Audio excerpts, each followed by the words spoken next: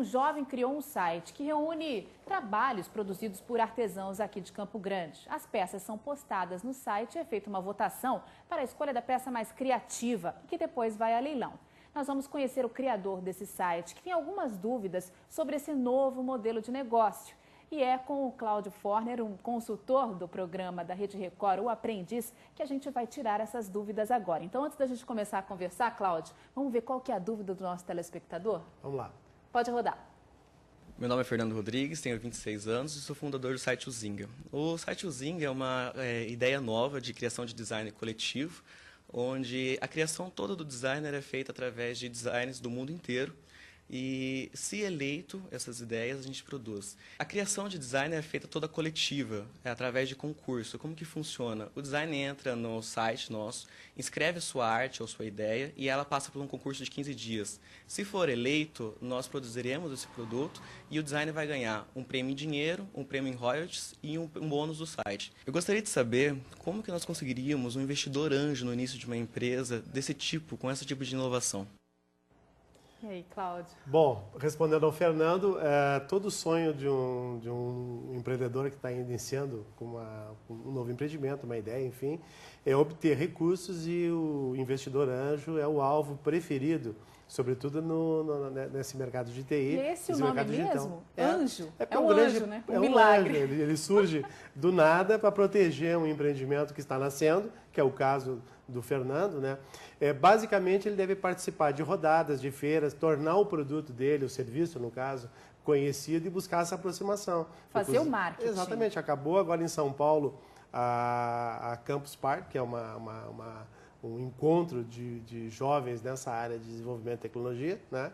E se fizeram presente muitos investidores avaliando oportunidades, ou seja, ele tem que pesquisar onde esses investidores se encontram, essas feiras, essas rodadas, e buscar apresentar o seu projeto. Né? Tem que a se ideia mostrar, fazer é extremamente marketing, né, Cláudio? inovadora, é uma tendência, ele está no segmento, eu digo assim, muito atrativo, porque uma cabeça pensa mais, duas cabeças pensam mais do que uma. Imagine um contingente de pessoas desenvolvendo design, promovendo um produto. Já se desenvolveu até um carro mundial a partir de desenvolvedores que se encontram via web. Então, legal, o produto dele é bastante interessante. Ele tem que garimpar essas feiras, essas rodadas para tornar o produto dele mais conhecido.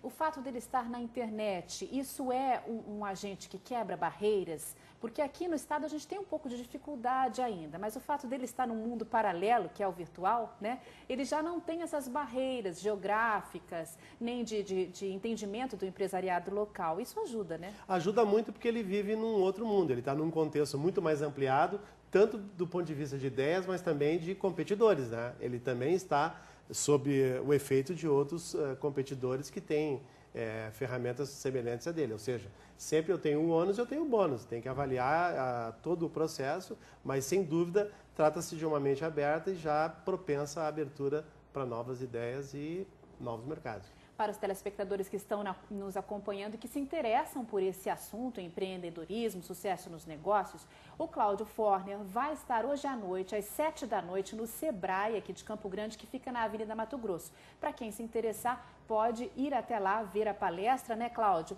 Esse ramo de internet vai ser um dos assuntos abordados na sua palestra?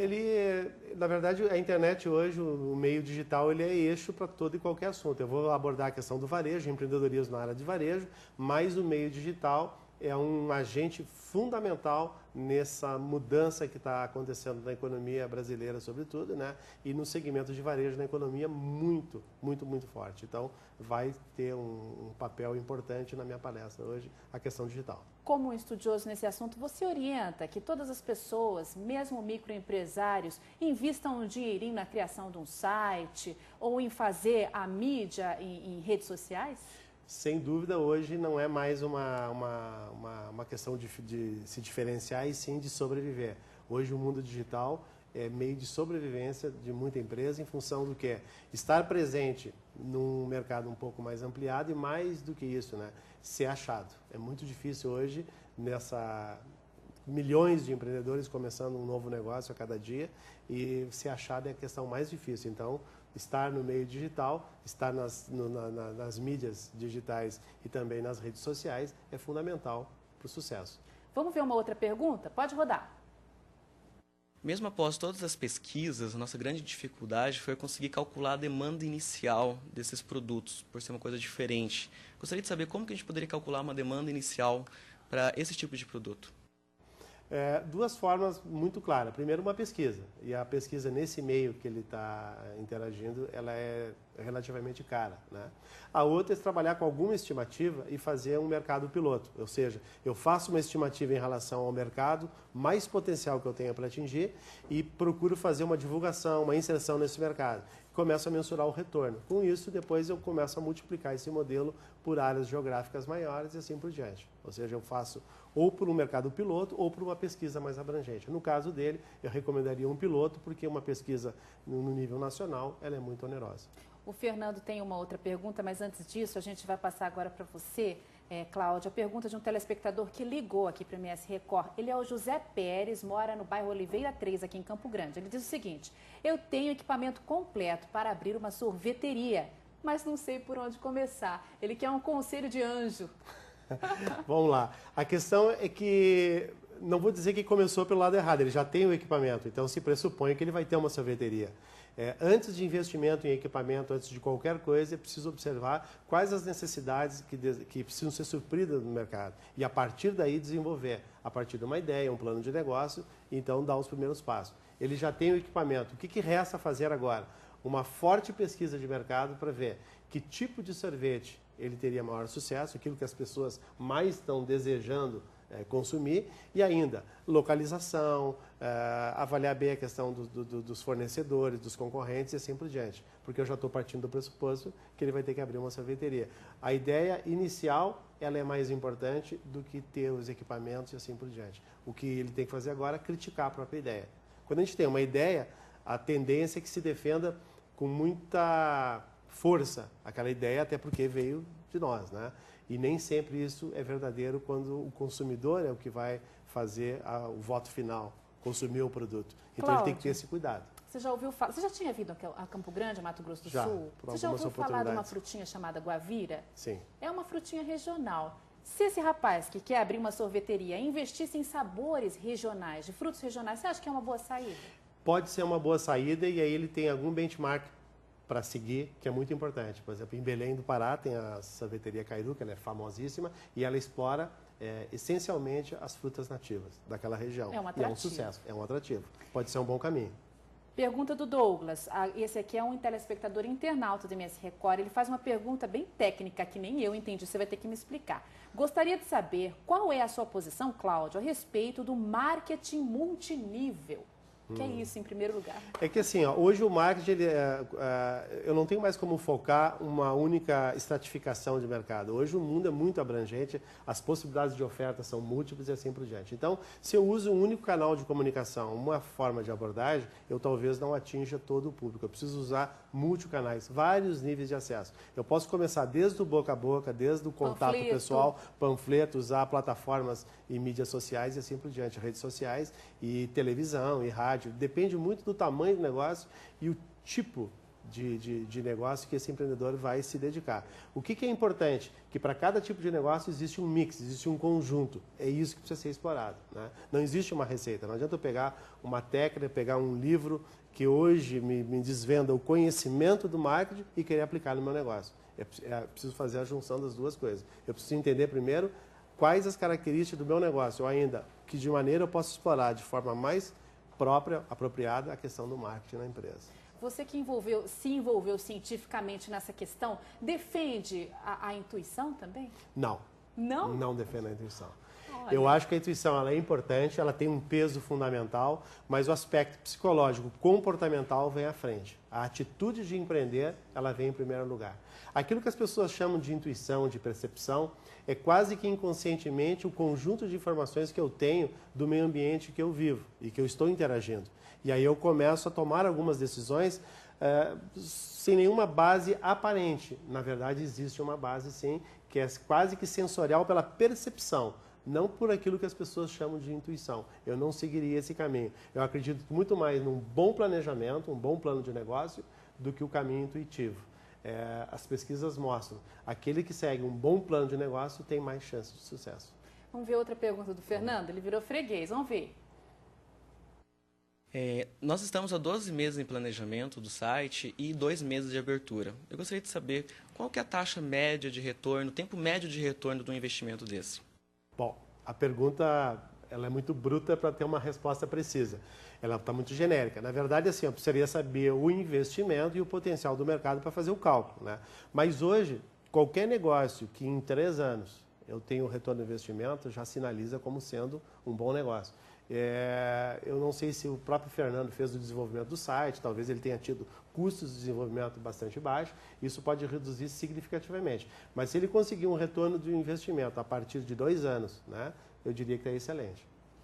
Douglas Aleph, que também é um telespectador internauta do MS Record, perguntou: gostaria de saber quais as tendências de mercado hoje no que investir e o que é mais indicado a um jovem de 18 anos, uma alternativa que não seja o curso superior. E mais uma pergunta: qual a sua opinião a respeito do marketing multinível? Essa pergunta já foi respondida, desde já ele agradece. Então ele quer saber no que investir para um jovem sem que conte muito a questão do curso superior.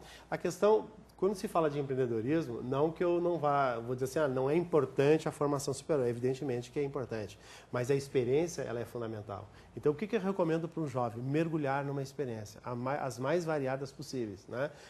Quando se é jovem, se pode perder, entre aspas, algum tempo com uma experiência frustrada, diferentemente de quem já precisa de recursos para o sustento da família e assim por diante. Então, na juventude, o que se recomenda? Que esse indivíduo, se ele já existe uma tendência, alguma visão daquilo que ele quer fazer, a primeira coisa, independente de remuneração, ele deve buscar uma experiência com alguém. Estudos mostram que aquele que trabalhou, teve uma experiência anterior na função ou com aquilo que ele vai se dedicar no futuro, tem uma maior chance de sucesso. Então, jovem, a hora é experiência. Buscar experiência, buscar trabalhar com alguém, ouvir alguém, aconselhamento, colocar a mão na massa, aprender, depois empreender.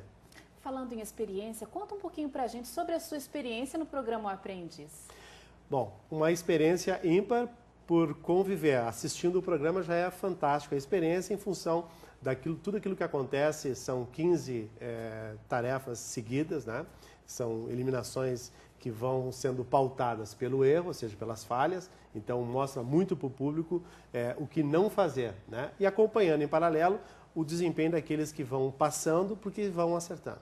Qual é a diferença do meu papel e a grande experiência? Primeiro que da grande maioria das tarefas, ou seja, a inteligência do processo, sou eu que desenvolvo, né? Então, é como eu criar uma armadilha para pegar uma presa, né? Então, assim, o mundo é assim, a vida é assim, as pessoas elas são surpreendidas com alguns obstáculos. Aqueles que têm maior capacidade conseguem superar esses obstáculos. Então, qual é a experiência que eu trago a mensagem? Primeiro que eu, em tempo real e numa carga de trabalho muito maior, um programa que vai ao ar, ele ocupa 1 hora, né, de programa, às vezes a gravação são 5, 6 dias. Então, são muitos acontecimentos, são muitas as variáveis. É uma experiência ímpar, eu diria assim, com toda a minha experiência de universidade, de consultoria, de andanças pelo Brasil e pelo mundo, o aprendiz ele me traz uma lição a cada dia, uma surpresa a cada dia, e mais do que isso, né, ver a capacidade do brasileiro de superar para atingir um objetivo é algo assim fantástico. É um diferencial do brasileiro mesmo? A gente pode dizer assim? É um grande diferencial do brasileiro. O brasileiro tem uma flexibilidade incomum, né, a muitos países. Então, o que acontece? O brasileiro ele consegue, diante de... Ele vai à luta, ele entra na selva, depois ele vai ver o que ele vai fazer, como ele vai sobreviver na selva, né?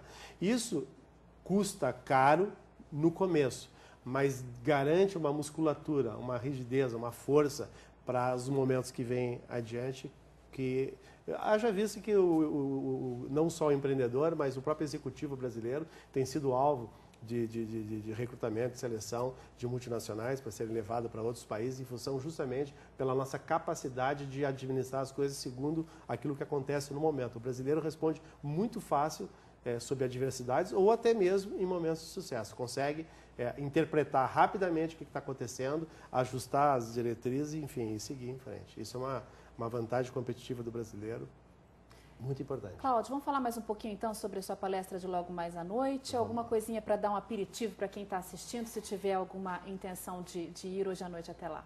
Vamos lá, a palestra hoje ela é focada no varejo. Empreendedorismo sim, mas focada no varejo. Existe uma movimentação no varejo que todo mundo vê, existe uma movimentação que poucos veem, poucos notam. Né? E é essa que é preciso enxergar, né? Exatamente. Por quê?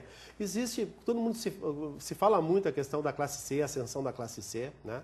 Isso é verdadeiro. A classe B também teve uma relativa ascensão. Houve uma modificação nos hábitos de consumo, inclusive na classe A, porque toda essa movimentação pega todo mundo, né? O que acontece? Essas pessoas, elas se distanciam cada vez mais das suas regiões e têm novas experiências. E trazem consigo, dessas novas experiências, novas expectativas em relação a produtos e serviços. Começam a exigir mais. Essa concorrência não está sendo observada, né? A principal delas, no meu ponto de vista... Você disse com relação ao consumidor, ele Imagine fica mais exigente, né? sai aqui de Campo Grande e vai para Nova York, vai para Buenos Aires. Você tem uma experiência. Você compra produtos, você utiliza serviços. Aí você volta para Campo Grande. E estranha, né? Você vai querer alguma coisa muito parecida, porque você sabe que é possível, né? Então, esse tipo de concorrência que está pautada na expectativa do cliente, que pode gerar uma frustração no curto espaço de tempo, né? E no médio e longo prazo, esse cliente frustrado, ele vai buscar uma forma alternativa de suprir essa frustração, vai criar uma concorrência que ela não é local, que é a maior das concorrências. Em torno dessas expectativas que eu estou te falando, surgirão novos mecanismos para o varejo, para todo tipo de negócio. O meu foco hoje é a questão do varejo, porque o varejo ele é muito rápido a modificação e a necessidade de mudança também. Ela exige uma avaliação concreta e mudança rápida. Então, eu vou abordar muito essa questão. O Sebrae está trabalhando num projeto muito interessante, e aqui em Campo Grande, inclusive, que é revitalização de áreas e núcleos comerciais. Quando eu vou revitalizar uma área, eu preciso considerar todos os elementos que estão no entorno. Uma delas é essa questão que eu acabei de relatar para ti. Tá certo, Cláudio. Obrigada pelas informações. Uma boa palestra para você.